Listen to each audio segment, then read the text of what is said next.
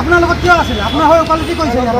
কাণত ধৰক, বয়সটো সন্মান কৰি আছোঁ। কাণত ধৰক, কাণত ধৰক, বয়সটো সন্মান কৰি আছোঁ। কাণত ধৰক। এই যিজনী মানুহ আপোনালোকৰ দায়িত্ব নাই, মানুহবিলাক আপুনি কিয় ইয়াত পইচা সংগ্ৰহ বস্তু সংগ্ৰহ কৰিছে? কাণত ধৰক দাদা, কাণত ধৰক। আপোনাৰ ল'ৰাখিনি আহক না, গাড়ী আহিব না। সকলো অসমবাসীয়ে জানে নিশ্চয়কৈ যোৰহাট আৰু তিয়কৰ লগতে শিৱসাগৰ ডিষ্ট্ৰিক্টৰ যিখিনি বানপীড়িত এলেকা, সমস্ত যোৰহাটবাসী সমস্ত অসমবাসীয়ে যথেষ্ট কষ্ট কৰি পেলাই আজিৰ তাৰিখত তেওঁলোকক সহায় হাত আগবঢ়াইছে। যোৰহাট জিলা সমিতি ইয়াৰ ক্ষেত্ৰত পিছপৰা নহয়, যিহেতু আমিও আজি অপদিনৰ পৰা প্ৰায় 4-5 দিনৰ পৰা অহৰ্নিশে লাগি আছোঁ। আজিৰ দিনটোত এনে এটা যোৱাকালি আমি শিৱসাগৰ জয়াপাৰ অঞ্চলত আমাৰ ফালৰ পৰা আমাৰ জাতীয়তাবাদী যুৱ পৰিষদৰ ফালৰ পৰা সহায় হাত গাড়ীখন মাতিছে নাই?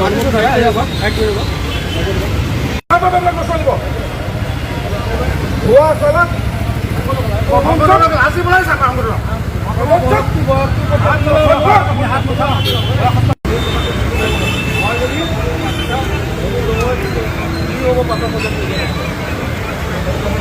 আপোনাক উন্নতে আছোঁ বস্তুটো সেইকাৰণে মাতক নহ'লে দিগদাৰ কৰিব।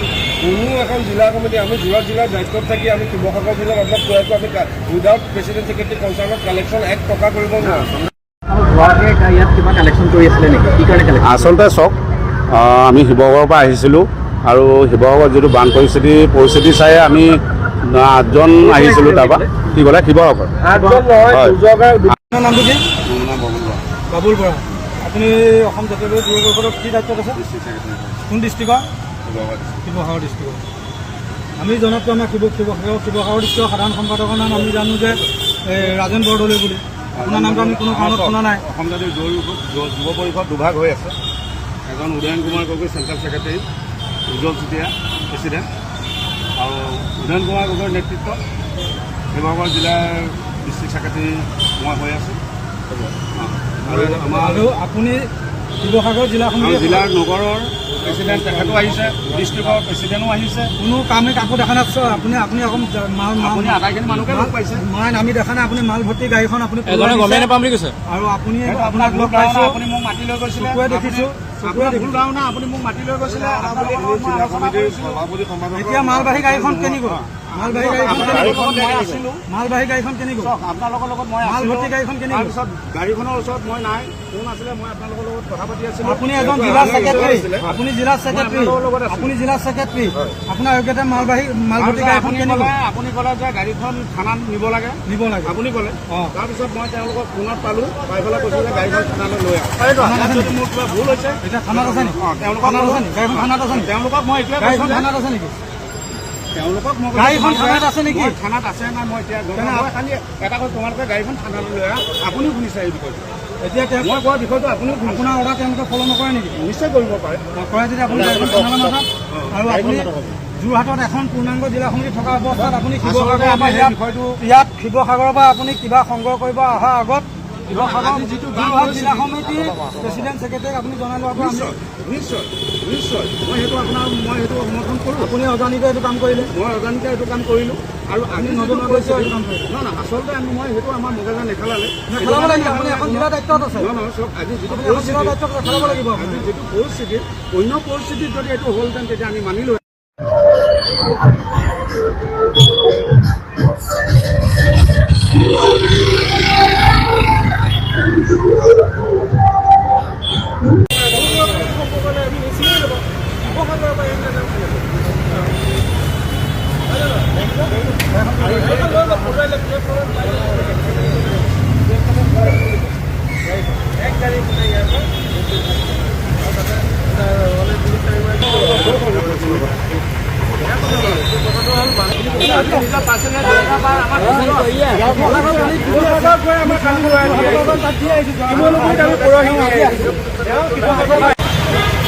মানুহ আধাকেইটা আছে, আধাকেইটা দেখা পাবা কি আছে।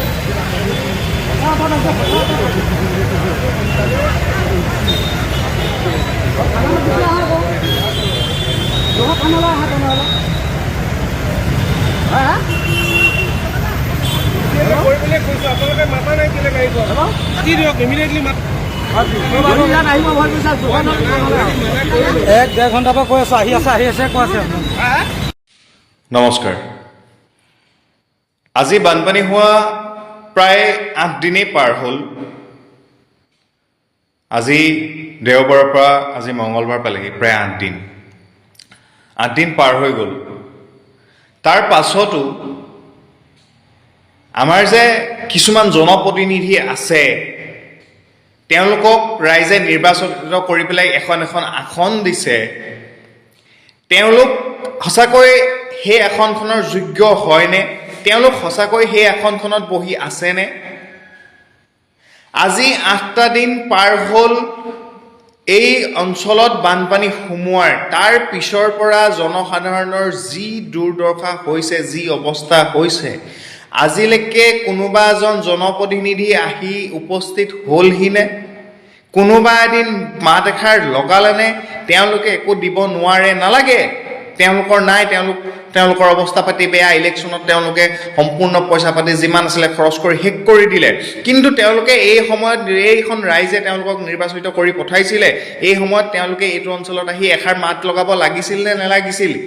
মই বিশেষকৈ কৈ আছোঁ আমাৰ এই অঞ্চলৰ কথা। আমাৰ এই অঞ্চলত যদি আমি ধুদৰালি কিনাৰৰ যি অঞ্চল, এই অঞ্চলৰ কথা যদি আমি ক'বলৈ যাওঁ, বিশেষকৈ আমগুৰিৰ পৰা আমাৰ পদুমণি অঞ্চললৈকে, যিটো আমাৰ যোৰহাট ডিষ্ট্ৰিক্টত পৰে, মই শিৱসাগৰ ডিষ্ট্ৰিক্টৰখিনি কথা ক'বলৈ যোৱা নাই, মই যোৰহাট ডিষ্ট্ৰিক্টৰ কথা কৈছোঁ। এই অঞ্চলৰ জাজি দলঙৰ পৰা পদুমণি অঞ্চললৈকে যিখিনি অঞ্চলত ফ্লাড এফেক্টেড এৰিয়া হয়, বানপীড়িত ৰাইজ আছে, এওঁলোকৰ ওচৰত জনপ্ৰতিনিধিসকল আহিবৰ কাৰণে তেওঁলোকৰ ওচৰত সময় আছে নে নাই? নে তেওঁলোকে চকু মুদি আছে? নে তেওঁলোকৰ সামৰ্থ্য নাই ইয়ালৈ আহিবলৈ? মাত্ৰ ইলেকশ্যনৰ নামত ভোট ভিক্ষা কৰিবলৈ আহি তেওঁলোকে জনসাধাৰণক লোভৰ টোপ এটা দি পেলাই বুৰ্বক বনাই পেলাই গুচি যায়। আৰু তাৰ পিছত এই সময়ত আজি পৰ্যন্ত 8টা দিন সম্পূৰ্ণ পাৰ হ'ল, তাৰ পাছতো আজিলৈকে কিয় এজন জনপ্ৰতিনিধিও আহি পেলাই এইখিনি ৰাইজৰ ওচৰত এষাৰ মাত লগাব নোৱাৰিলে? ইলেকশ্যনৰ আগত বৰ কথা কৈছিল, কিন্তু এই মুহূৰ্তলৈকে কিয় এজনো জনপ্ৰতিনিধি আহি পেলাই এষাৰ মাত লগাব নোৱাৰিলে? নে ইয়াত ফ্লাড এফেক্টেড এৰিয়াখিনিক মানুহ বুলি তেওঁলোকে গণ্য কৰা নাই? নমস্কাৰ জনাইছোঁ সকলোকে। আমি দেখিছোঁ যে এজন যুৱ প্ৰজন্মৰ গায়কে, মানে কণ্ঠশিল্পীয়ে এটা কথা কোৱাৰ পাছত অসমৰ ৰাজনীতিত ধুমুহা বলাৰ দৰে হৈছে। কেইবাজনো বিধায়ক জাঙৰ খাই উঠিবই। তেওঁ যিটো কথা কৈছে আচলতে খুব সহজ কথা এটা কোৱা নাই। আৰু কেইবাজনেও কৈছে যে তেখেতৰ ওপৰত আইনী ব্যৱস্থা হ'ব লাগে বা অমুক তমুক কিবা কিবি বহুত কথাই কৈছে, ক'ব। কিন্তু কথাটো হ'ল, এই গায়কজনে যিটো কথা কৈছে অকল তেওঁৰ নিজৰ কথা হয়, তেওঁ নিজে কৈছে, কিন্তু তেওঁৰ লগত কিন্তু হাজাৰ হাজাৰ মানুহে সমৰ্থন দিছে। কথাটো কিন্তু ভাবিবলগীয়া। ময়ো এটা ফেচবুকত পোষ্ট দিছিলোঁ যে আমি চেম ফাণ্ডলৈ যে মানে চেম সাহায্য পুঁজিলৈ আমি বৰঙণি আগবঢ়াব পাৰোঁ নেকি? তেতিয়া মোৰ প্ৰশ্নটো অসংখ্যজনে কৈছে যে কোনো প্ৰয়োজন নাই, কিবা কৰিব মন গৈছে নিজে কৰক। এই প্ৰশ্নটো কিন্তু খুব ভিতৰৰ পৰাই শিপাইছে। কিয় মানুহৰ মাজত আস্থা হেৰাই গৈছে? গায়কজনৰ ওপৰত কিবা বিহিত ব্যৱস্থা ল'ব নলয় সেইটো পিছৰ কথা, সেয়া আইনী মেৰপেজ বা বিভিন্ন ধৰণৰ সেইবিলাক কথা, তাত মই মাত মাতিবলগীয়া কোনো কথা নাই। কিন্তু এই যে প্ৰশ্নটো উত্থাপন হৈছে, অসমৰ জনতাৰ যি আস্থা হেৰাই গৈছে মুখ্যমন্ত্ৰীৰ সাহায্য পুঁজিৰ ওপৰত, এইটো কিন্তু এটা ভয়ংকৰ বাৰ্তা। কিয় এই আস্থা হেৰাবলৈ পাইছে? যদিহে যিটো অভিযোগ উত্থাপন কৰা হৈছে সেই অভিযোগটো যদি সঁচা হয়, এইটো কিন্তু এটা ভাবিব নোৱাৰা এটা ভয়ংকৰ এটা কথা। আমি এতিয়া এই কথাটো আচলতে আলোচনা, আত্মসমালোচনা বা বিশ্লেষণ কৰা অত্যন্ত প্ৰয়োজন। জনতাৰ মাজত চৰকাৰৰ প্ৰতি বা মুখ্যমন্ত্ৰীৰ সাহায্য পুঁজি, মই চৰকাৰ বুলি কোৱা নাই, সাহায্য পুঁজিৰ ওপৰত আস্থা কিয় নাই, এই কথাখিনি কিন্তু বিশ্লেষণৰ অত্যন্ত প্ৰয়োজন। দ্বিতীয় কথাটো মই উল্লেখ কৰিব খুজিছোঁ, শিৱসাগৰলৈ যিটো খুব সোনকালে যিটো বিপৰ্যয় নামি আহিল, অকস্মাত যিটো বিপৰ্যয় নামি আহিল, যি ধুমুহা নামি আহিল, মুখ্যমন্ত্ৰী মহোদয়ে ক'লে যে এয়া ডাৱৰ বিস্ফোৰণৰ ফলত হৈছে, আৰু আমি সকলো আশ্বস্ত হৈছোঁ। প্ৰাকৃতিক দুৰ্যোগ, ডাৱৰ বিস্ফোৰণৰ ফলত হঠাৎ প্ৰাকৃতিক বিপৰ্যয় শিৱসাগৰবাসীৰ সন্মুখীন হ'ব লগা হ'ল। কিন্তু তাৰ পাছতে আকৌ আমি দেখিলোঁ দুটামান নিউজ চেনেলে গ্ৰাউণ্ড জিৰোৰ ৰিপৰ্ট উলিয়াই কৈছে যে সেয়া কোনো কাৰণতে ডাৱৰ বিস্ফোৰণ বুলি নাগালেণ্ড চৰকাৰে কথাটো মানি ল'ব খোজা নাই, সেয়া নাগালেণ্ডত কোনো ধৰণৰ ডাৱৰ বিস্ফোৰণ হোৱা নাই। আমি কোনবোৰ কথা আচলতে সঁচা আৰু কোনবোৰ কথা আচলতে মিছা বুলি পত্যঞ্জান একো ধৰিব নোৱাৰা হৈছে। এটা বিভ্ৰান্তিকৰ আমি কিছুমান কথাৰ মাজত সোমাই পৰিবলগীয়া হৈছে। কথাটো হ'ল, যদিহে ডাৱৰ বিস্ফোৰণৰ ফলত সেই ধুমুহাজাক নামি অহা নাই, বিপৰ্যয় নামি অহা নাই, যদিহে এটা মানৱ সৃষ্ট পৰিৱেশ, যদিহে অবৈধ পাহাৰ খনন আৰু নদী বান্ধ ভাগি অহাৰ ফলত বা পানী খুলি দিয়াৰ ফলত যদি সেই দুৰ্যোগ শিৱসাগৰবাসীলৈ নামি আহিছে, তেনেহ'লে এই দুৰ্যোগটো আজিৰ অকল দুৰ্যোগ নহয়, প্ৰত্যেক বছৰে সন্মুখীন হ'বলগীয়া এটা ভয়ংকৰ বিপৰ্যয় নহয় জানো? এই বিপৰ্যয়তে গোটেই শিৱসাগৰবাসী কুঙা হৈ পৰিছে আৰু অহা 15-20 বছৰলৈ তেওঁলোকে মূৰ তুলি থিয় হ'ব নোৱাৰা এটা অৱস্থা হৈ পৰিছে। শিৱসাগৰখন পুনৰ গঠন হওঁতে এই ঐতিহ্যমণ্ডিত যিখন চহৰ, এই ঐতিহ্যমণ্ডিত যিখন ঠাই, বুৰঞ্জী প্ৰসিদ্ধ যিখন ঠাই, সেই ঠাইখন আকৌ পুনৰ যি উত্থান হওঁতে কিমান সময় লাগিব সেয়া নকলেও অনুমেয়। তেনেস্থলত যদি প্ৰতি বছৰে এনেকুৱা এটা বিপৰ্যয়ৰ, মানৱ সৃষ্ট এটা বিপৰ্যয়ৰ সন্মুখীন হ'ব লগা হয়, তেনেহ'লে শিৱসাগৰখন শিৱসাগৰ হৈ থাকিবনে? এই কথাবিলাক আচলতে আলোচনা হ'ব লাগে, বা ৰাজনৈতিক মহলতেই হওক বা বৌদ্ধিক মহলতেই হওক বা সাধাৰণ মানুহৰ মাজতেই হওক, আৰু সাধাৰণ মানুহেও সেই কথাবিলাকৰ আচলতে উত্তৰবিলাক পাব লাগে।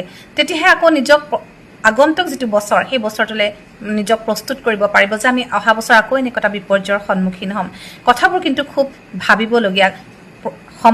এটা সমস্যা সমাধান কৰাৰ যে ভিতৰৰ যিবিলাক মানে ফেক্টৰ, সেই ফেক্টৰবিলাক কিন্তু চাব লাগে। সমস্যা এটা আমি উত্থাপন হৈছে বা কাৰোবাৰ প্ৰতি অভিযোগ এটা উঠিছে, সেই অভিযোগটো কিয় উঠিছে, কিয় উঠিবলৈ পাইছে, সেই কথাখিনিও আচলতে খুব বিশ্লেষণৰ প্ৰয়োজন বুলি ভাবোঁ সাধাৰণ নাগৰিক হিচাপে।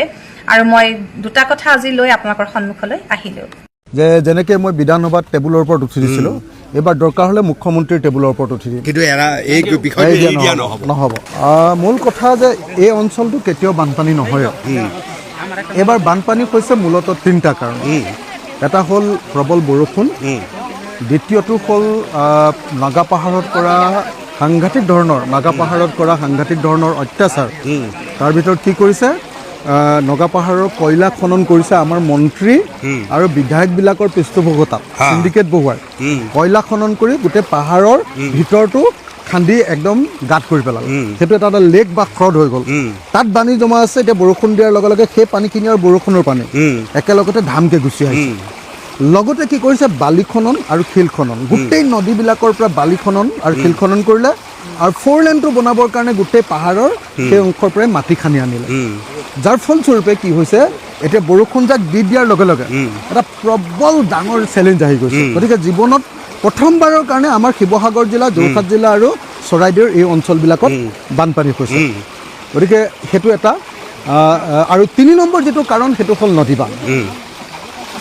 আপোনালোকে জানে যে দৈয়াং নদী বান্ধ এটা আছে, দৈয়াং নদীৰ ওপৰত নাগালেণ্ডত দিখু বুলি এটা প্ৰজেক্ট ফেব্ৰুৱাৰী মাহত 2005 চনৰ পৰা কনষ্ট্ৰাকশ্যনৰ কাম চলি আছে। আৰু কেইটামান সৰু সৰু নদী বান্ধ 71 বুলি জেগা এটা আছে, আপোনাৰ সেই জেগাটোত সৰু সৰু কেইটামান নদী বান্ধ আছে।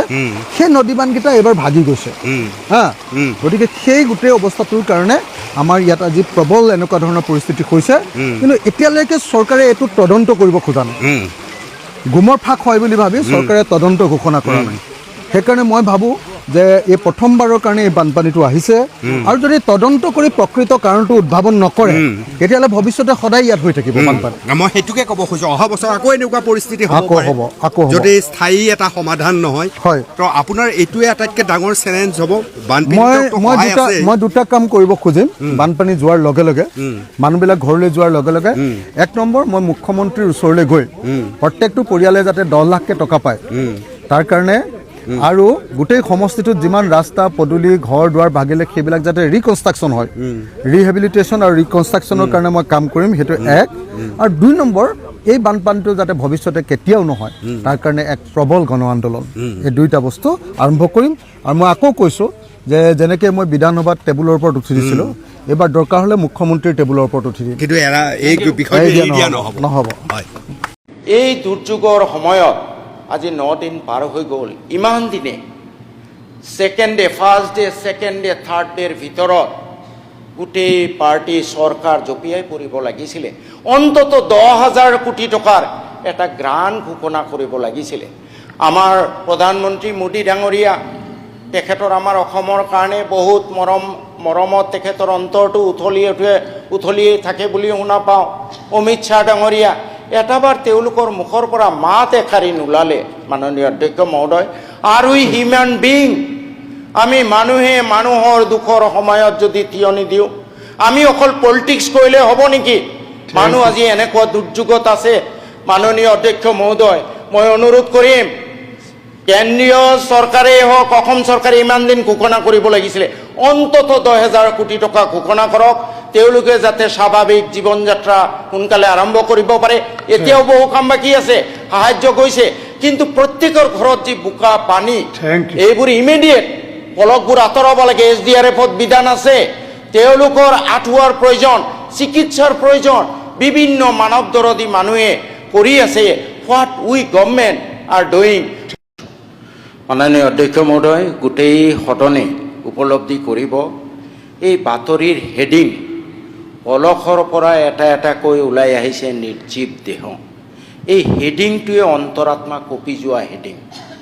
যোৱা 19 জুলাই তাৰিখে কোনেও নভবা নিচিন্তাকে সকলোৱে শুই আছিলে পৰিয়াল লৈ, হঠাতে ৰাতিপুৱাৰ বৰষুণত সুৱাই ঘৰৰ ভিতৰত পানী সোমাই আহিলে। আৰু সেইফালে বেছিভাগ মানুহ আধ্যবন্ত মানুহ, বিল্ডিং থকা মানুহ, শিৱসাগৰ টাউন, এনেকৈ বিভিন্ন টাউন। ৰাতিপুৱা 11টা বজাৰ ভিতৰত 10 ফুট 15 ফুট 20 ফুট ওপৰেৰে পানী বৈ গৈছে। এয়া সামান্য দুৰ্যোগ নহয়, চুনামি যেন পৰিৱেশ হ'ল। তেওঁলোকে প্ৰত্যক্ষদৰ্শীয়ে কোৱা মতে বহুতো পিতৃ মাতৃ তেওঁলোকৰ সন্তান লৈ পেলাই ঘৰৰ পৰা ওলাই ক'ত যাব হোৱাদি নাপালে। কিছুমানে নিজৰ সন্তানক এৰি কোনোমতে নিজৰ প্ৰাণ বচাবলৈ ঘৰৰ চালত উঠিলে। ঘৰৰ পৰিয়ালৰ কোন কেনিবা হেৰাই গ'ল, কোনে হোৱাদি নাপালে। এই অৱস্থাত কেইবাদিনো থাকিলে। কিছুমান সাহসী যুৱক ওলাই আহিছিলে উদ্ধাৰ কৰিবলৈ, তাত নাও নাই, একো নাই, সাঁতুৰি সাঁতুৰি উদ্ধাৰ কৰি আছিলে। সেই উদ্ধাৰ কৰিব যোৱা ল'ৰা এজনো মৃত্যুমুখত পতিত হৈছে। আজি মাননীয় অধ্যক্ষ মহোদয়, আজি প্ৰায় 9 দিন পাৰ হৈ গ'ল, কিন্তু আটাইতকৈ দুৰ্ভাগ্যজনক কথা হ'ল যে এই দুৰ্যোগ, যি দুৰ্যোগে গোটেই অসমবাসীৰ অন্তৰাত্মাক কন্দুৱাইছে, গোটেই অসমবাসী হিয়ৰি উঠিছে। বিশেষকৈ আমাৰ উজনিৰ ভাইসকল, নামনিত সদায় বানপানী হৈ থাকে, তেওঁলোক অভ্যস্ত। যি উজনিৰ ভাইসকল কেতিয়াও এনেকুৱা দুৰ্যোগ দেখা নাই, আজি 9টা দিন তেওঁলোকে কক বকাই আছে। পানী অলপ কমিছে হয়, কিন্তু কোটিটকীয়া বিল্ডিঙৰ ভিতৰত এতিয়াও 2 ফুট 3 ফুট পলস, গোটেই কাপোৰ বোকাত গৈছে। মাননীয় অধ্যক্ষ মহোদয়, আটাইতকৈ দুৰ্ভাগ্যজনক কথা হ'ল আজি 9 দিন পিছতো আমাৰ ৰাজ্য চৰকাৰে যিখিনি ব্যৱস্থা ল'ব লাগিছিলে যেন ল'ব পৰা নাই। আৰু SDRF, what for SDRF is, NDRF, what for NDRF is. তেওঁলোকৰ কামেই হ'ল দুৰ্যোগত কাম কৰা, ৰেছপন্স টিম। আমি দেখা পাওঁ SDMৰ মিটিঙত, প্ৰতিটো মিটিঙত দেখা পাওঁ কোটি কোটি টকা খৰচ হয়। কিহত? ট্ৰেইনিঙৰ নামত কোটি কোটি টকা খৰচ হয় আমাৰ BDOসকলক, অফিচাৰসকলক সাঁতুৰি শিকোৱাৰ নামত। সেই বিষয়াসকল ক'ত গ'ল? এই কোটি কোটি টকা SDMত যিটো খৰচ হয় সাঁতুৰ শিকোৱাৰ নামত, BDOক পঠিয়াই কিবা কুইক ৰেছপন্স টিম আছে প্ৰত্যেক ব্লকে, ৱেৰ ডিড দে গো? তেওঁলোকে ক'ত গ'ল? আমাৰ এই কোটি কোটি টকা কিয় পানীত পৰিলে? মই আপোনাৰ যোগেদি আহ্বান জনাওঁ যে এই টিমটোৰ ওপৰত, SDMৰ ফাংচনিঙৰ ওপৰত, are they really to mitigate the disaster or they are just siphoning out the money in amounting to crores of rupees? এইটোৰ ওপৰত এটা ইনকুৱাৰী হ'ব লাগে। মই শেষত 2টা প্ৰস্তাৱ জনাই, এটা যে অতি সোনকালে 10,000 কোটি টকাৰ এটা সাহায্য ঘোষণা কৰিব লাগে। 2 নম্বৰ, মাননীয় অধ্যক্ষ মহোদয়, আপোনাৰ নেতৃত্বত আমাৰ বিধানসভাৰ এটা টীম, আমি তেওঁলোকৰ প্ৰতি সমবেদনা জ্ঞাপন কৰিবলৈ, তেওঁলোকৰ অৱস্থাটোৰ বুজ ল'বলৈ এটা যোৱাৰ কাৰণে প্ৰস্তাৱ ল'ব লাগে। আচলতে ভিক্ষাৰীক ভিক্ষাও ইয়াতকৈ বেছি দিয়ে। আজি প্ৰথম আহিয়ে মানে মোৰ মনটোৱে বেয়া লাগি গ'ল এই মহিলা দুজনীক, শিশু কেইজন দেখি। সেই মহিলা দুগৰাকী আৰু সেই কণমানি শিশু, তেওঁলোকক দেখিলোঁ। আৰু আজি ৰাতিপুৱাই পেপাৰত ৰঞ্জিত দাস ডাঙৰীয়া আৰু তুলিৰাম ৰংহাঙে খাই থকা ফটোখনো দেখিলোঁ। কিমান নীলাজ হ'ব পাৰে, কিমান নিৰ্লজ্জ হ'ব পাৰে, কিমান তললৈ নাহিব পাৰে তেওঁলোক। মইতো শুনিছোঁ ভোজ ভাত খাই আছে তেওঁলোকে। আজি চৰকাৰে কৈছে দিছে, কিন্তু তেওঁলোকে স্পষ্ট কৈছে চৰকাৰ আজি 7 দিন 8 দিন যোৱাই নাই। যাব ক'ৰ পৰা? চৰকাৰৰ হাতত পইচাই নাই। ইলেকশ্যনৰ আগত চৰকাৰী আঁচনিৰ নামত পইচা দি তেওঁলোকৰ তলি উদং 2021 চনৰ পৰা আজিলৈ মুখ্যমন্ত্ৰীজনৰ কথা মই নকওঁ মুখ্যমন্ত্ৰীৰ চকীখনে ধাৰ লৈ চলি আছে পইচা নাইয়ে তেওঁলোকৰ কেন্দ্ৰীয় চৰকাৰ আমি সকলোৱে এটা কথাই কৈ আছো প্ৰধানমন্ত্ৰী অমিত শ্বাহ ডাঙৰীয়া আজিলে নাহিল গলত কিন্তু গামোচাখন লৈ ওলাই ফটোশ্বুট কৰে গলত গামোচাখন লৈ কিন্তু তেওঁলোকৰ অসমৰ প্ৰতি কিমান মৰম এয়া প্ৰমাণ দহা হৈ গ'ল দহালেও নাহিল তেওঁলোকে 10 দিন হ'ল এতিয়া দিব কোনে কৰিব কোনে আজি মুখ্যমন্ত্ৰী ডাঙৰীয়াই মানে মুখ্যমন্ত্ৰীৰ ৰিলিফ ফাণ্ডত পইচা বিচাৰি আছে মইতো কম যে যিখন চকী 2021 চনৰ পৰা ধাৰত চলি আছে ধাৰ লৈ চলি আছে সেইখন চকীত আৰু পইচা দি লাভ নাই পইচা দিবলৈ বহুত জায়গা আছে সময় গগৈ নীলাক্ষী শৰ্মা নেকি এনেকুৱা বহুত এনজিঅ আছে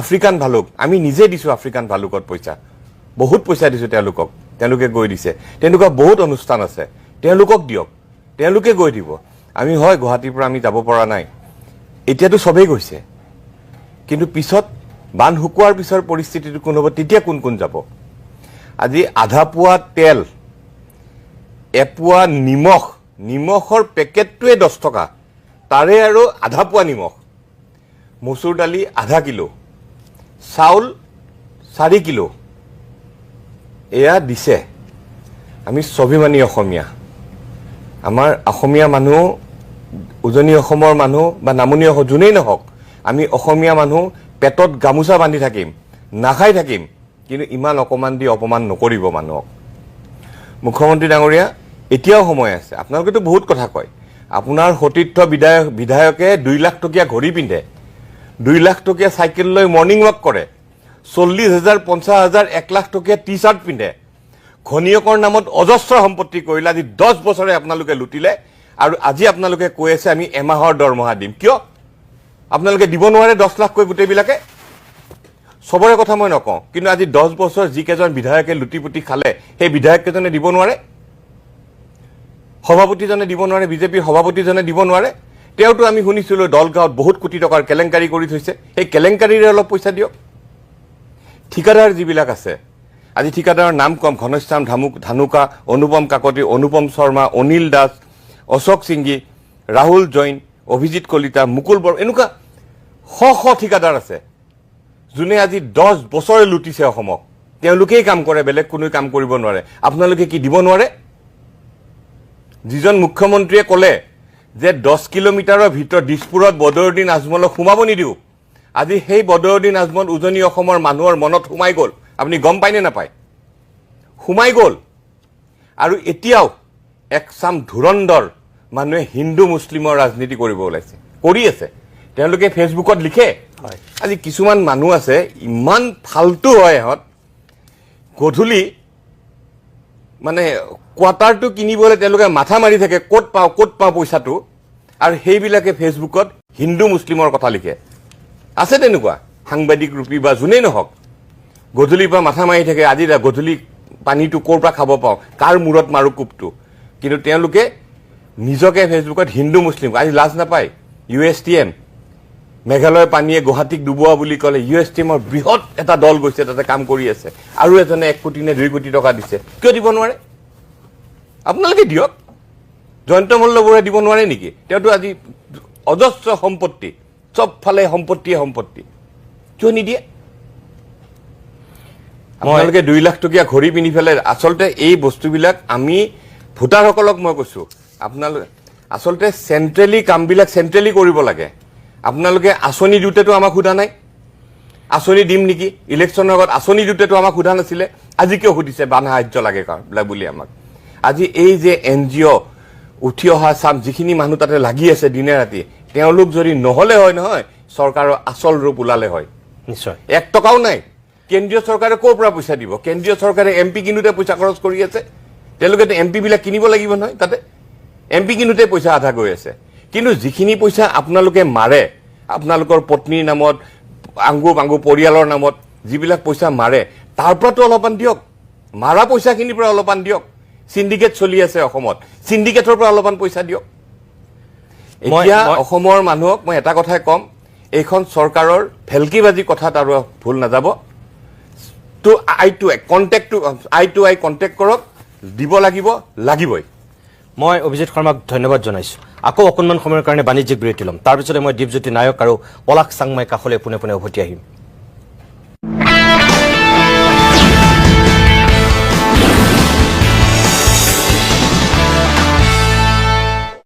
क्या खुशबू क्या स्वाद जी करता है এয়াই আমাৰ শক্তিশালী চৰকাৰ যাৰ নেতৃত্বত অসম ভাৰতবৰ্ষৰ শীৰ্ষ 5 ৰাজ্যৰ ভিতৰত অন্তৰ্ভুক্ত হ'ব বানত বিধ্বস্ত সাধাৰণ মানুহক বান সাহায্য দিয়াৰ সলনি এইখন চৰকাৰে সাহায্য কামনা কৰিছে সাধাৰণ মানুহৰ পৰা কোনে কিমান দিব পাৰে দিয়ক সাহায্য পুঁজিত দিয়ক চৰকাৰে জনতাক টকা দিব লাগে নে জনতাই চৰকাৰক টকা দিব লাগে প্ৰথমতে এই কথাটো স্পষ্ট কৰক 3 জিলাৰ বানতে যদি এই অৱস্থা সমগ্ৰ অসমত যদি এনেকুৱা মহাপ্ৰলয় হয় তেতিয়া এওঁলোকে কি কৰিব মানে এওঁলোকে দেখা দে আছে নেকি ভিতৰত ফোফো একো নাই মাল মছলা নে কি বিপদত পৰা মানুহক কিয় এতিয়ালৈকে সাহায্য দিব পৰা নাই কিয় সাহায্যৰ নামত জনতাৰ পৰা টকা ল'বলগীয়া হৈছে এনেই জনতাৰ অৱস্থা ভাল নহয় চাৰিওফালে মূল্য বৃদ্ধি ঔষধৰ দাম বৃদ্ধি সাধাৰণ জনতাৰ ওপৰত মাধমাৰ সদায় এইখন চৰকাৰে বিভিন্ন শিতানত কৰ জৰিমনা মাচুল বৃদ্ধি কৰি ৰাখিছে তাৰ পিছত সাধাৰণ জনতাই টকা দিবলগীয়া হৈছে ভাবক অথচ আমাৰ চৰকাৰে এটা বছৰত অৰুণোদয় হিতাধিকাৰীৰ নামত 6000 কোটি টকা খৰচ কৰিব পৰাকৈ চিন্তা কৰে যি আঁচনিয়ে কোনো ফালৰ পৰা কোনো এগৰাকী নাগৰিকক সাবলীকৰণ কৰিব পৰা নাই তাতেই খৰচ কৰি থকা হৈছে হাজাৰ হাজাৰ কোটি টকা কেৱল ভোট বেংকৰ স্বাৰ্থত অহা 3 আগষ্টৰ পৰা পুনৰ অৰুণোদয় আঁচনি মুকলি কৰা হ'ব আচৰিত কথা সেই একেই অৰুণোদয় আঁচনিৰ টকা দিবলৈ এইখন চৰকাৰে কেন্দ্ৰীয়ভাৱে এটা অনুষ্ঠান পাতিব কেন্দ্ৰীয় অনুষ্ঠান পাতি অৰুণোদয়ৰ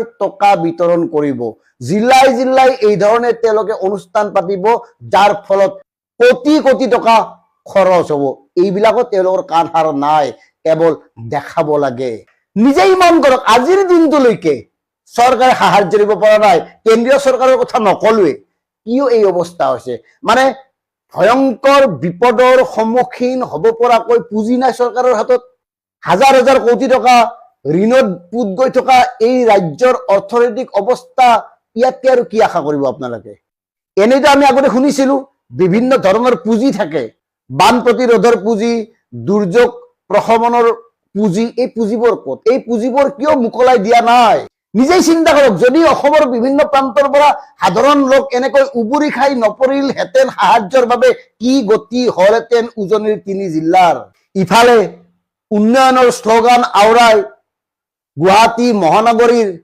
20খন উৰণীয়া হেতুত 25 কোটি টকা ব্যয় কৰি অলমা বাগিচা নিৰ্মাণ কৰাৰ কাৰণে কাম আৰম্ভ কৰিছে আনহাতে আগৰ কথাবোৰতো কৈ লাভেই নাই বিধানসভাৰ উইপক মৰাৰ কাৰণে 3 কোটি 80 লাখ টকা ব্যয় কৰে এইখন চৰকাৰে আৰু এতিয়া বিপদত পৰা মানুহখিনিক টকা দিবলৈ এওঁলোকৰ টকা নাই খুজি ফুৰিবলগীয়া হৈছে আঁচনিৰ নামত হাজাৰ হাজাৰ কোটি ব্যয় কৰা এইখন চৰকাৰে কিয় দুৰ্যোগৰ সন্মুখীন হ'ব পৰাকৈ পুঁজি ৰখা নাই 3 জিলাতেই যদি এই অৱস্থা সমগ্ৰ অসমত হলে কি হ'ব কথাবোৰ এই কাৰণে কৈছো এওঁলোকে কয় কিবা কৰি আছে কিবা এওঁলোকৰ আচল স্বৰূপ এওঁলোকৰ আচল যে সক্ষমতা দক্ষতা যোগ্যতা এতিয়া একদম জল পটপট হৈ পৰিছে একো কাম নাই এনেই দি থাকে লেকচাৰ ধাৰত টকা লৈছে কোটি কোটি টকা ধাৰ লৈ আছে বিভিন্ন সম্পদ বন্ধকত থৈ আৰু আঁচনিৰ নামত টকা খৰচ কৰি আছে আঁচনিৰ নামত এইকাৰণে টকা খৰচ কৰি আছে ভোট লাগে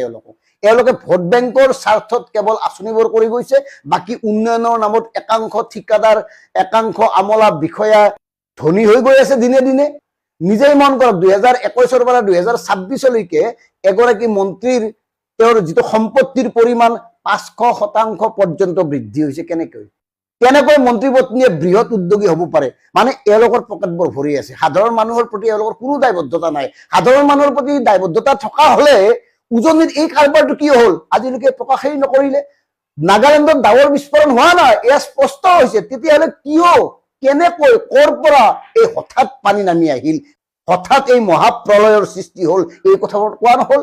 আৰু এই সকলোবোৰ কথা পোহৰলৈ আহিবলৈ হ'লে বিশিষ্ট লোকৰ দ্বাৰা বিশেষজ্ঞ কমিটি গঠন কৰি অনুসন্ধান কৰিবলৈ দিয়া উচিত, তাকোতো দিয়া নাই। মানে কৰিছে কি? গতিকে প্ৰিয় দৰ্শক ভাবক, আমি এনেকুৱা এখন চৰকাৰৰ অধীনত আছো যি চৰকাৰে বিপদত পৰা মানুহক সহায় কৰিব দূৰৰ কথা, সাধাৰণ জনতা বিপদত পৰিলে অন্য মানুহৰ পৰাহে সাহায্য ভিক্ষা কৰে। গতিকে এই হ'ল অসমৰ অৰ্থনৈতিক অৱস্থা। ধন্যবাদ। জয় আই অসম। নমস্কাৰ, মই মনালিছা গগৈ।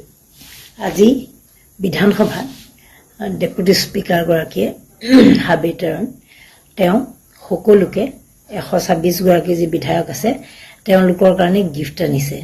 গিফ্টটো হ'ল কাৰ্বি ড্ৰেছ, মানে কাৰ্বি মানুহে যি পোছাক পৰিধান কৰে সেই পোছাকটো তেওঁ প্ৰতিগৰাকী বিধায়কক দিছে। এই খবৰটো খুব গৌৰৱেৰে বহু বিধায়কে নিজেও পেজত দিছে বা প্ৰকাশ কৰিছে। এতিয়া কথাটো হ'ল যে তেওঁ হ'ল বিধানসভাৰ উপাধ্যক্ষ, প্ৰথমবাৰৰ কাৰণে এইবাৰ বিধায়ক হিচাপে আহিছে। গতিকে তেওঁ গিফ্ট দিছে সেইটো আমি ক'ব লগা নাই, কোনোবাই কাৰোবাক গিফ্ট দিব পাৰে, সেইটো তেওঁৰ কেপাচিটিৰ ভিতৰত তেওঁ আছে, তেওঁ দিব পাৰিছে, দিছে। কিন্তু তাতকৈ ডাঙৰ কথাটো হ'ল এইখিনি সময় বিধানসভাৰ উপাধ্যক্ষই হওক বা বিধানসভাৰ বিধায়কসকলেই হওক বা মন্ত্ৰীও আছে তাত, যিহেতু তেওঁলোকে গিফ্ট দিয়া লোৱা এই ধৰণৰ বাতৰিবোৰে আচলতে মানুহৰ যি বেদনা, যিটো বৰ্তমান যিটো পৰিস্থিতিৰ সৃষ্টি হৈ আছে অসমত, তাক ভ্ৰুকুটি কৰাৰ দৰে হৈছে।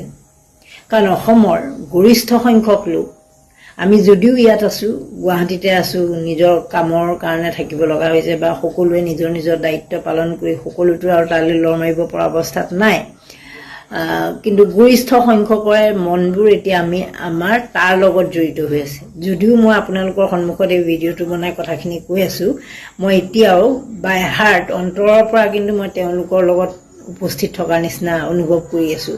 মানে তেওঁলোকৰ ভিডিঅ', তেওঁলোকৰ যিখিনি অভাৱ, যিখিনি তেওঁলোকে সমস্যাত ভাৰাক্ৰান্ত হৈ আছে, সেই কথাবোৰ অনুভৱ কৰি আছোঁ। মই বুলি নহয়, আমি প্ৰতিগৰাকী মানুহে। আজি এটা কথা ভাল লাগিছে যে খুব সৰু সৰু ল'ৰা ছোৱালী, তেওঁলোকে হায়াৰ ছেকেণ্ডেৰী পাছ কৰি কিবা কোৰ্চ কৰি আছে, তেওঁলোকে হাতত এটা বক্স লৈ, ডনেশ্যন বক্স লৈ অফিচে বা এনেকৈ মাৰ্কেটে ঘূৰি আছিল।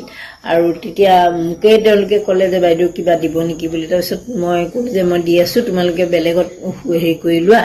তাৰপিছত ল'ৰা ছোৱালীকেইটাক মই সুধিলোঁ যে তোমালোকে কেতিয়াৰ পৰা আৰম্ভ কৰিছে, বোলে আজিৰ পৰা আৰম্ভ কৰিছোঁ, এনেকুৱা। তেতিয়া ল'ৰা ছোৱালীকেইটা দেখি পেলাই মোৰ এটা কথা অনুভৱ হৈছে, তেওঁলোকৰ বয়স খুব বেছি 17-18 বছৰীয়া ল'ৰা, তাতকৈ ডাঙৰ ল'ৰা ছোৱালী নহয়। তেওঁলোকে কেনেধৰণে কথাটো অনুধাৱন কৰিছে, তেওঁলোকেও অনুধাৱন কৰিছে। তেওঁলোকৰ লগত কথা পাতি মই গম পাইছোঁ যে তেওঁলোকে উজনি অসমৰ যিটো সমস্যা, সেই সমস্যাটো তেওঁলোকে অনুভৱ কৰিছে। তেওঁলোকে একেবাৰে সৰু সৰু ল'ৰা ছোৱালী দেখিলে গম পায়। গতিকে তেওঁলোকে অনুভৱ কৰি ৰাস্তাই আজি আপোনালোকে জানে দিনৰ ভাগত কিমান ৰ'দ, সেই ৰ'দত তেওঁলোকে ঘূৰি ঘূৰি ডনেশ্যন তুলি তেওঁলোকে পঠিওৱা এটা মানে প্লেন কৰিছে।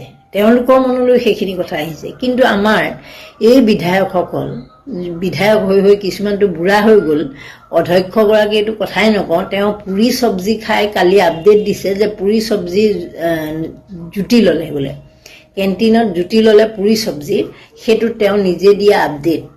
আপোনালোকে ভাবি চাওক, তেওঁ কিজানি এতিয়ালৈকে 5 বা 6 বাৰ মানে বিধায়ক হ'ল। ইমান জ্যেষ্ঠ এগৰাকী মানুহ, তেওঁৰ মগজু আৰু এওঁলোকৰ এই সৰু ল'ৰা ছোৱালীবিলাকে কি ভাবি পাইছে আৰু তেওঁলোকে কি ভাবি পাইছে চাওক। আজি এই হাবে তেৰণ বোলা যিগৰাকী উপাধ্যক্ষ, তেওঁ গিফ্ট দিছে, গিফ্ট দিয়াত আপত্তি নাই, কিন্তু সেই মানুহজনৰ সিমানখিনি তেওঁ দিব পৰা মানুহ যেতিয়া 126গৰাকী ব্যক্তিক নিজৰ জাতীয় সাজপাৰ দিয়াটো আমি ভাল পাইছোঁ। কাৰ্বি মানুহৰ ড্ৰেছটো আমাৰ ভাল লাগে, তেওঁলোকে দিছে, খুব ভাল কথা।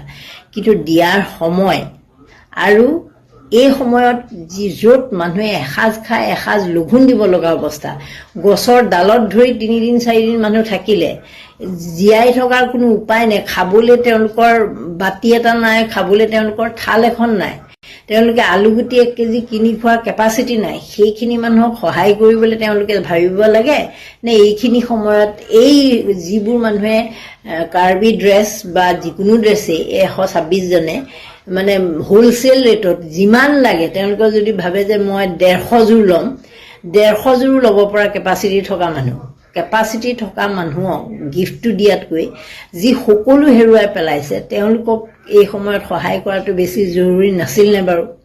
সেয়া হাবেতেৰণেই হওক বা কোনোবাই বেলেগেই হওক, মই কথাটো এইটো কাৰণেই কৈছোঁ কাৰণ তেওঁক আগৰ পৰা জানো, কাৰ্বি আংলঙৰ মানুহ, ডক্টৰ হিচাপে আছিল আৰু ডক্টৰ হিচাপেও তেওঁ যিখিনি কীৰ্তি আছে, কীৰ্তি মানে কোট আনকোটকৈ কৈছোঁ সেইখিনিও সকলোৱে জানে, তেওঁৰ বিষয়ে বহুতবোৰ খবৰে ওলাই গৈছিল। গতিকে তেওঁ যথেষ্ট বিত্তশালী মানুহ। সেইজন বিত্তশালী মানুহে তেওঁ কিমান ডনেশ্যন দিলে এতিয়ালৈকেতো আমি শুনা নাই যে কাৰ্বি আংলঙৰ এই হাবেতেৰণে উজনি বানপানীৰ কাৰণে কিবা ডনেশ্যন দিয়া আমি শুনা নাই, তুলিয়াম ৰংহাঙে কিবা ডনেশ্যন দিয়া এতিয়ালৈকে আমি শুনা নাই। কিন্তু কালি সেই চাহমেল মাৰি পুৰি চব্জি খোৱাত কিন্তু তুলিয়াম ৰংহাঙো আছিল। গতিকে এই যে কিছুমান বিধায়ক হৈ আহিছে, এই বিধায়কবিলাকে নিজৰ দায়িত্ব কিয় পাহৰি গৈছে? তেওঁলোকৰ অকল সমষ্টিটোৰে মানুহ বুলি কিয় ভাবে?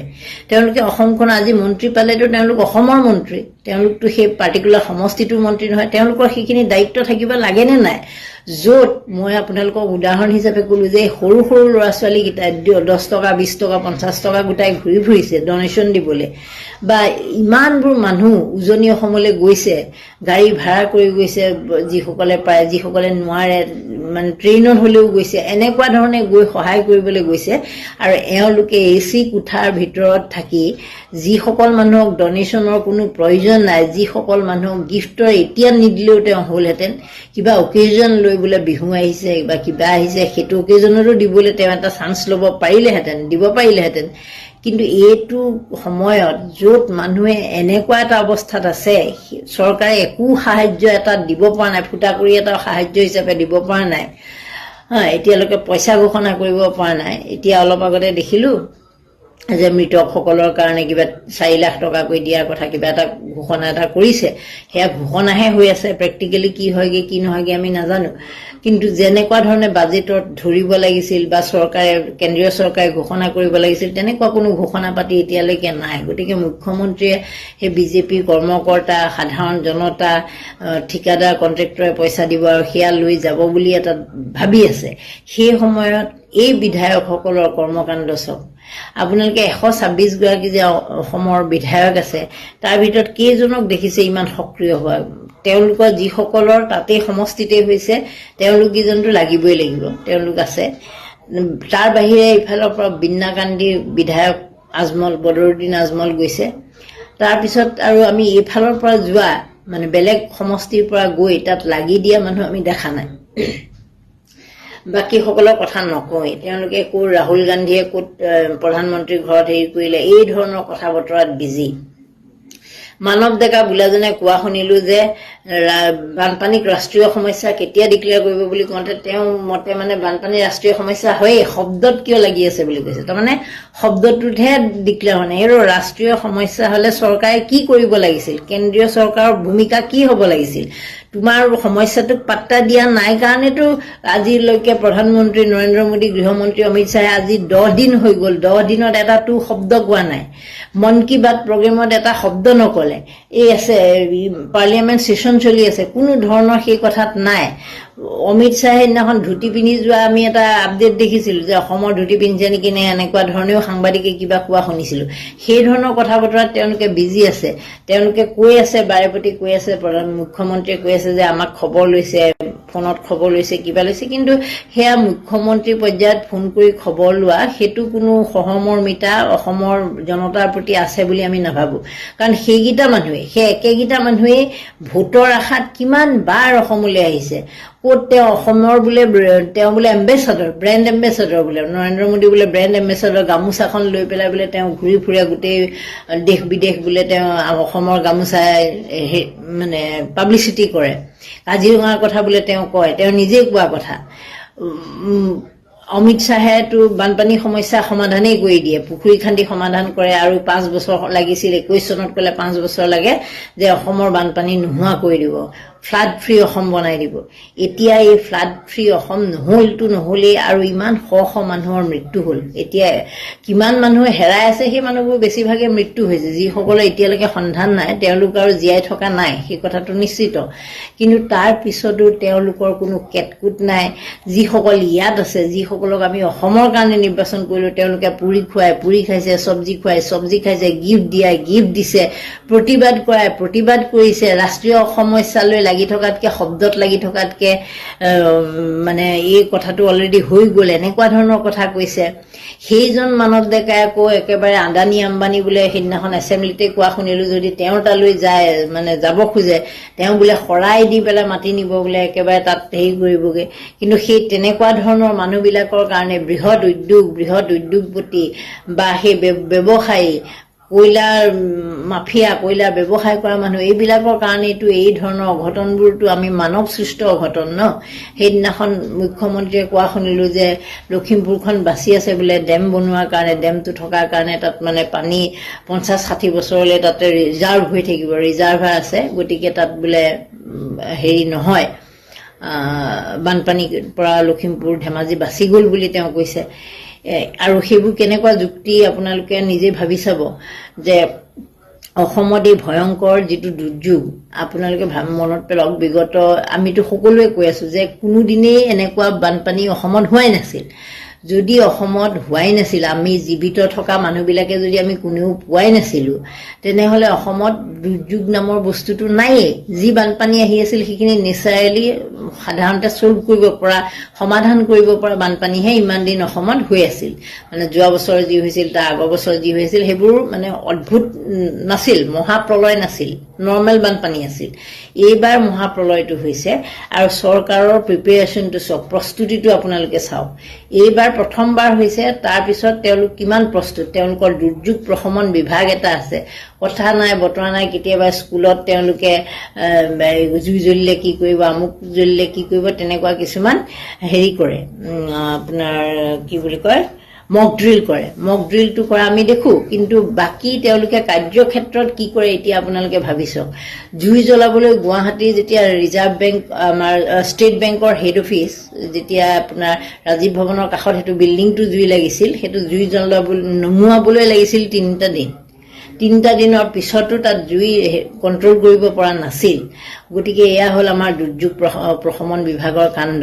তাৰোপৰি অসমততো তেনেকুৱা হোৱাই নাই যে বন জুই জ্বলিছে বা নিজে নিজে জুই পাহাৰত লাগিছে, এনেকুৱা ধৰণৰতো হোৱা নাই। কেতিয়াবা ব্যক্তিগত কাৰোবাৰ কিবা গণ্ডগোলৰ কাৰণে কিবা অঘটন যদি ঘটিছে, তাতকৈ বেছি একো হোৱা নাই। আটাইতকৈ ডাঙৰ দুৰ্যোগটো এইবাৰে আহিল, আৰু সেই দুৰ্যোগটো অহাৰ 10 দিন পিছলৈকে এতিয়া কেইজন মানুহ হেৰাল, কেইজন মানুহৰ মৃত্যু সাৱটি ল'লে, মৃত লোকসকলৰ ডেড বডি উদ্ধাৰ কৰিব পৰা নাই। এতিয়ালৈকে গৰু ছাগলী যি মৰিছিল সেইবিলাক দম হৈ পৰি আছে, সেইবিলাকক চফা কৰিব পৰা নাই। সেইবিলাক চাফা কৰি এটা কলেৰা নোহোৱা, মহামাৰী নোহোৱা এটা পৰিৱেশ সৃষ্টি কৰিব পৰা নাই। গতিকে ক'ত তেওঁলোকে সফল হৈছে আপোনালোকে কওক। চৰকাৰে, কেন্দ্ৰীয় চৰকাৰে শব্দ এটা কোৱা নাই, কেন্দ্ৰীয় চৰকাৰ কোনো এগৰাকী মন্ত্ৰী অহা নাই, কেন্দ্ৰীয় চৰকাৰৰ কোনো মানে ৰেছপন্স নাই। অসমৰ যি মন্ত্ৰী বিধায়কৰ কাম কথা আপোনালোকক ক'লোৱে, অধ্যক্ষ উপাধ্যক্ষই গিফ্ট দিয়া, পুৰি চব্জি খোৱাত লাগি আছে। গতিকে এই চৰকাৰখনে আমাৰে ভোটত জিকিলে, অত ভোটত আমি জিকাই দিলোঁ, ইমানখিনি মানুহে উজনি অসমটো চাফা কৰি পেলাই তেওঁলোকে জিকিলে, আৰু নাই আৰু অখিল গগৈক বাদ দি। গতিকে তাৰ পিছতো সিমানখিনি জনসমৰ্থন লাভ কৰাৰ পিছতো তেওঁলোকৰ অনুশোচনা অকণো অহা নাই যে আমাৰ দায়িত্বটো এই সময়ত কি হ'ব লাগিছিল। সেয়া যি সমষ্টিৰে বিধায়ক নহওক, তেওঁলোকৰ দায়িত্ব হ'ব লাগিছিল কি, আৰু তেওঁলোকে কৰি আছে কি। কেন্দ্ৰীয় চৰকাৰে অসমখন পাই গ'ল, অসমখন পোৱা মানে তেওঁলোকে আদানী আম্বানীক এখন চাৰ্টিফিকেট দিয়া নিচিনা হ'ল যে যা তহঁতে আমাৰ চৰকাৰ আছে যেতিয়া ব্যৱসায় বাণিজ্য তাত যেনেকৈ মন যায় তেনেকৈ কৰ, যিটো কাৰণে মুখ্যমন্ত্ৰীয়ে লাগি আছে তেওঁলোকক আনিবলৈ। তেওঁ নিজেই কৈ আছে যে তেওঁলোকে আহিব খুজিলে মই ভাল পাম, আহিবতো তেওঁলোক নোখোজে, এনেকুৱা ধৰণৰ কথা কৈ আছে। গতিকে এই সময়ত কেন্দ্ৰীয় চৰকাৰৰ দায়িত্ব আছিল কি যে একেলেঠাৰিয়ে তোমালোকক তৃতীয়বাৰৰ কাৰণে শাসন দিলোঁ, অধিক আসন, আগতকৈ বেছি আসন দিলোঁ। গতিকে তোমালোকৰ ঘপকৈ মনত পৰিব লাগিছিল যে অসমক আমি অগ্ৰাধিকাৰ দিবই লাগিব, এই ফৰ আছাম যেতিয়া আমি অগ্ৰাধিকাৰ দিবই লাগিব। কিন্তু এতিয়ালৈকে তেওঁলোকৰ কোনো গুৰুত্ব নহয়। তাৰ বিপৰীতে আমাৰ নিজৰ যিখিনি ল'ৰা ছোৱালী, আমাৰ নিজৰ যিখিনি মানুহ, প্ৰতিগৰাকীয়ে এই কথাটোক লৈ ইমান আঘাত পাই আছে, ইমান দুখিত হৈ আছে। সকলোৱে সহমৰ্মিতা প্ৰকাশ কৰিছে। ৰাস্তাই ঘাটে যিমান মানুহ লগ পাইছোঁ, দেখাৰ লগে লগে এটা কথাই কয়, ইছৰাম কি হৈ গ'ল, শেষ হৈ গ'ল, উজনি অসম শেষ হৈ গ'ল, সেই ধৰণৰ কথা বতৰা কয়। তথাপিতো মই আপোনালোকক কওঁ, যিসকলৰ শেষ হৈ গ'ল, সকলো শেষ হোৱা বুলি আপোনালোকে ভাবি লৈছে, সকলো শেষৰ পিছতো নতুন আৰম্ভণি হয়। গতিকে আপোনালোকে এতিয়াও আশালৈ থাকক, নিৰাশ নহ'ব যে শেষ হোৱা মানে নতুন এটা আৰম্ভ হোৱা বুজায়। যেতিয়া এটা ৰাস্তা বন্ধ হৈ যায়, তেতিয়া এটা নতুন ৰাস্তা খোল খায়। সেইটোকে ভাবি লওক আৰু। নমস্কাৰ। নমস্কাৰ। এটা বিশেষ প্ৰসংগত এই কথাখিনি ক'ব খুজিছোঁ, এটা অনুৰোধ কৰিব খুজিছোঁ। শিৱসাগৰ, যোৰহাট, চৰাইদেউ এই অঞ্চলসমূহত যিসকল ৰাইজ বানত ক্ষতিগ্ৰস্ত হৈছে, কিছু কিছু ঠাইত অলপ বৰ্তমান স্বাভাৱিক অৱস্থা ঘূৰি আহিছে বা অন্ততঃ কাৰেণ্টৰ সংযোগ কৰিব পৰা গৈছে। কিন্তু এইসকল ৰাইজে আজি আমাক এটা কথা অৱগত কৰিছে যে তেওঁলোকৰ বহুতৰ ঘৰত কাৰেণ্ট অহা নাই, কাৰণ তেওঁলোকে প্ৰিপেইড মিটাৰ ৰিচাৰ্জ কৰিব পৰা নাই। আৰু যিসকলৰ ঘৰত আহিছেও তেওঁলোকৰ মনত এই সন্দেহটো আছে যে অনাগত দিনত কাৰেণ্টটো তেওঁলোকৰ ঘৰত আহিবনে নাই, প্ৰিপেইড মিটাৰ যদি ৰিচাৰ্জ কৰিব নোৱাৰে। গতিকে আমি আমাৰ ফালৰ পৰা চৰকাৰক এইটো দাবী জনাইছোঁ, আমি দাবী জনাইছোঁ APDCLক যে যিসকল ৰাইজ এই জিলাসমূহত ক্ষতিগ্ৰস্ত হৈছে বা গোলাঘাট জিলা, যোৰহাট, শিৱসাগৰ, চৰাইদেউ এই অঞ্চলসমূহত এই প্ৰলয়ংকাৰী বানৰ সময়ত যিসকল ৰাইজ ক্ষতিগ্ৰস্ত হৈছে, যিসমূহ অঞ্চল ক্ষতিগ্ৰস্ত হৈছে, এই অঞ্চলসমূহত কিছুদিনৰ বাবে, অন্ততঃ 6 মাহৰ বাবে, মিনিমাম 6 মাহৰ বাবে APDCLৰ লগত আলোচনা কৰি অসম চৰকাৰে যাতে তেওঁলোকৰ প্ৰিপেইড মিটাৰ ৰিচাৰ্জৰ যিটো কাৰবাৰ আছে, এই কাৰবাৰটোৰ ক্ষেত্ৰত ৰেহাই কৰি দিব পাৰে, ৰিচাৰ্জটো ৰেহাই কৰি দিব পাৰে, যাতে তেওঁলোকে কাৰেণ্টৰ সংযোগ লাভ কৰে। বৰ্তমান সময়ত আমি য'ত গৈছোঁ দেখিছোঁ যে কাৰেণ্ট নাই, মমটোৱে আটাইতকৈ বেছি প্ৰয়োজনীয় যেন হৈ পৰিছে, নহ'লে ৰাতিতে আন্ধাৰ। তাৰ মাজত যদি এজাক বৰষুণ আহে কি হ'ব, এইটো ভাবিয়ে আমাৰ ভয় লাগি আহিছে। গতিকে এইসকল ৰাইজে যদি কাৰেণ্টটো পাব পৰা যেতিয়া পৰিৱেশটো ঘূৰি আহিব, য'ত য'ত ঘূৰি আহিব বা আহিছে, সেইসকল ৰাইজক যদি চৰকাৰে প্ৰিপেইড মিটাৰ ৰিচাৰ্জৰ পৰা ৰেহাই কৰি দিয়ে, তেওঁলোকে অন্ততঃ যাৱতীয় যিখিনি কাম কাজ আছে, ঘৰ চাফা কৰা, অন্যান্য ভাত সাজ বনোৱা, অন্যান্য কামবোৰ কৰা, এইখিনি কাম কৰিব পাৰিব। আৰু যদি ৰিচাৰ্জ নকৰে তেন্তে সৰ্বশান্ত হোৱা ৰাইজ সকলো হেৰুৱাৰ পাছত য'ত উপাৰ্জনক্ষম অৱস্থাটোৱে ঘূৰি আহিবলৈ কিমান দিন লাগিব তাৰ কোনো ঠিক নাই, সেইসকল ৰাইজে কিদৰে অনাগত দিনবোৰত আচলতে বাৰে বাৰে APDCLৰ যি তেওঁলোকৰ লাইটৰ বিল আছে, লাইটৰ প্ৰিপেইড মিটাৰ আছে, তেওঁলোকে কেনেকৈ ৰিচাৰ্জ কৰিব, এইটো এটা ডাঙৰ প্ৰশ্ন। গতিকে আমি চৰকাৰ তথা APDCLক এইটো দাবী জনাইছোঁ যে অসমৰ এইসকল ৰাইজ যিসকল বানত ক্ষতিগ্ৰস্ত হৈছে, যি অঞ্চলত হৈছে, এই সকলো অঞ্চলত অন্ততঃ মিনিমাম 6 মাহৰ বাবে APDCL আৰু চৰকাৰে প্ৰিপেইড মিটাৰ, ইলেক্ট্ৰিচিটিৰ যি মিটাৰ আছে, মিটাৰৰ ৰিচাৰ্জ ৰেহাই কৰি দিয়ে যাতে। হেৰ' আজমল ডাঙৰীয়াক চেলেং দিয়াৰ কাৰণে আমাৰ মুখ্যমন্ত্ৰী ডাঙৰীয়াৰ আপত্তি। কাৰণ আজমল ডাঙৰীয়াই লাজ পাইছে আকৌ এতিয়া মুখ্যমন্ত্ৰী ডাঙৰীয়াক নিদি পেলাই চেলেংখন আজমল ডাঙৰীয়াক দিলে যে, পিন্ধালে যে, সেইটো কাৰণে। কাৰণ কাম কৰিছে তেখেতে, সেইটো কাৰণে। আৰু আমাৰ মুখ্যমন্ত্ৰী ডাঙৰীয়াই কি কাম কৰে? ভোটৰ টাইমত, ইলেকশ্যনৰ টাইমত, বাবা আমি চব কৰিম, বাবা আমি চব কৰিম, একদম একেবাৰে টেনশ্যন ল'ব নালাগে, কিন্তু মুছলমানসকলক আহিব দিব নালাগে, সেই বুলি কৈ পেলাই বিতৰ্ক কৰি পেলাই ভোট খোজা মানুহবিলাকে এতিয়া এইটো বিপদৰ সময়ত এতিয়া মানুহৰ বানপীড়িতসকলৰ সন্মুখত থিয় দিব পৰা নাই। এতিয়া যি মানুহে নিজৰ ববীয়া পইচা খৰচা কৰি, যিয়ে যিমানে টকা খৰচা নকৰক কিন্তু খৰচা কৰিছে না, আজমল ডাঙৰীয়াক চেলেং লৈ পেলাই কথা ক'বলগীয়া কোনো আপত্তিয়ে নাহে। আপোনাৰ ইমান কিয় গাত লাগিছে? আপুনিহে অসমীয়া আছিলে, অসমীয়াৰ হৈ পেলাই আপুনি অসমীয়া, আমাৰ শিৱসাগৰ জিলা যিয়ে নহওক, আমাৰ যিমান কেইখন জিলা ডিষ্ট্ৰিক্টৰ হৈছে অনিষ্ট হৈছে, আপুনি অসমীয়া হিচাপে, আপুনি বামুণ হৈ হিচাপে আপুনি আগবাঢ়ি যাব লাগিছিলে নে সেই মিয়া মুছলমানজন বা আজমল ডাঙৰীয়া আগবাঢ়ি যাব লাগিছিলে? এতিয়া লাজ পাব লাগে কোনে আৰু লাজ পাইছে কোনে? আপুনিহে লাজ পাব লাগে। এতিয়া যে আপুনি যে বিতৰ্ক কৰি আছে চেলেংখন দিয়াৰ কথা লৈ, ডাঙৰীয়া, মাননীয় মুখ্যমন্ত্ৰী ডাঙৰীয়া, মানিছি কিন্তু কথা কয় দেই, কয় নহয় বামুণে যদি ৰাজপত্ৰ লৈ বোলে সেই ৰজাৰ হেৰিও বোলে ভাঙি পেলাই সেইটো গতি হৈছে। অসমখনকতো ধ্বংস কৰিলেই এনেও, আৰু বেলেগ একো নকওঁ। চবে জানে ভোট এতিয়া সকলোৱে পস্তাই আছে, কিয় ভোটটো দিলো, এই পদুম ফুলৰ ভোটটো কিয় দিলো, আপোনাক কিয় CM বনালো, এতিয়া সকলো পস্তাই আছে। হিন্দু মুছলিম কৰি বিতৰ্ক কৰি ভোটটো লোৱাৰ পাছত ভোটৰ ইলেকশ্যনৰ টাইমত আপোনালোকে ঘৰে ঘৰে তেতিয়া যাব পাৰে। এতিয়া কিন্তু আপোনালোকৰ টাইম নাই আৰু আপোনালোকৰ ধন পুঁজি আপোনালোকৰ চৰকাৰখনৰ লগতো ধন পুঁজি নাইতো, একেবাৰে নাই, একেবাৰে নাইকিয়া হৈ গৈছে। নিজৰ কাৰণে সকলোবোৰ ওলায় কিন্তু লোকৰ কাৰণে ৰাইজৰ কাৰণে একো নোলায় আপোনাৰ ওচৰত। এতিয়া অখিল গগৈ ডাঙৰীয়া আৰু আজমল ডাঙৰীয়াক আপুনি তলত নেপেলাই আপুনি কৰিব কি? বাছ ইমানেই কম।